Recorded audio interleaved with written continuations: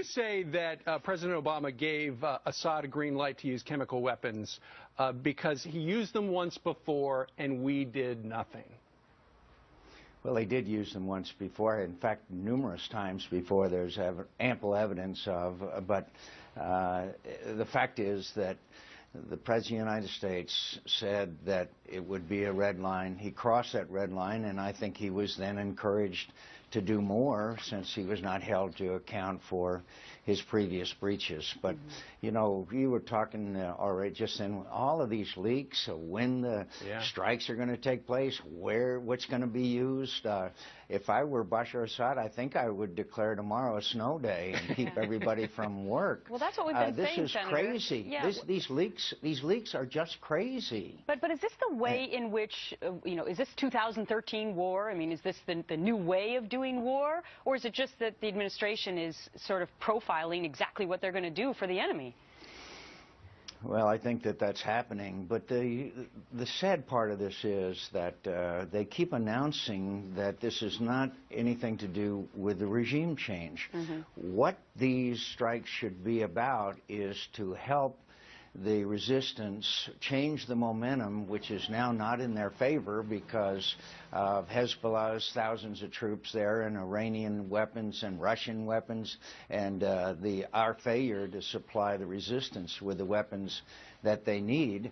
And so therefore you have a situation where we are basically saying that you can stay in power. Now, this is the same president that 2 years ago said that Bashar Assad must leave office. And so where is America's credibility? Where is our ability to influence events in the region? And I promise you that those who say we should stay out of Syria do not understand that this is now a regional conflict. Look at the news from Baghdad this morning. Look at the dislocation in Lebanon. Look at Jordan, which is overflowing with refugees to the point where the regime there, the king, is very unstable. So this is a regional conflict that's getting worse. And what is the president's policy? What is the president's policy? So, Senator, you know the pushback on this. And by the way, Syria is implicated anti-American just by what they did for the insurgency in Iraq. Tangentially, they have killed our guys. They have maimed our guys. If it wasn't for them, that insurgency wouldn't be able to flourish. They're able to go back there, get a quick shower, get some training, fresh weapons, and go back in and continue the fight. But what is the perfect scenario? Because you know the rebels don't seem to be nice guys. And on Monday, Tom McInerney, general, says that General Idris, who you met with, not a good guy, tied with Muslim Brotherhood. So a lot of people are at home going, where are the good guys in this?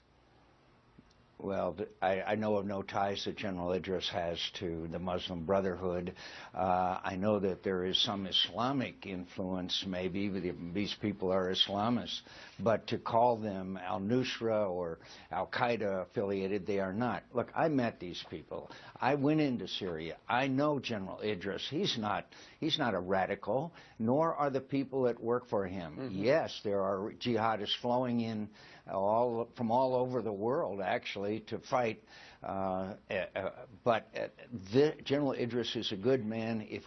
Here's the plan that we need to implement. We need to take out his air capabilities. He's operating out of 5 or 6 airfields. We need to then give him a safe zone and get the message in, get the weapons in to the people that we know are good people and can use Senator, what about Libya, though? Because, you know, many Americans are thinking back to that, and we trusted the rebel situation there, and maybe that didn't turn out so well. And aren't Americans weary about getting involved in yet another international conflict? Well, first of all, Libya did get rid of Muammar Gaddafi, and yes, they are having difficulties.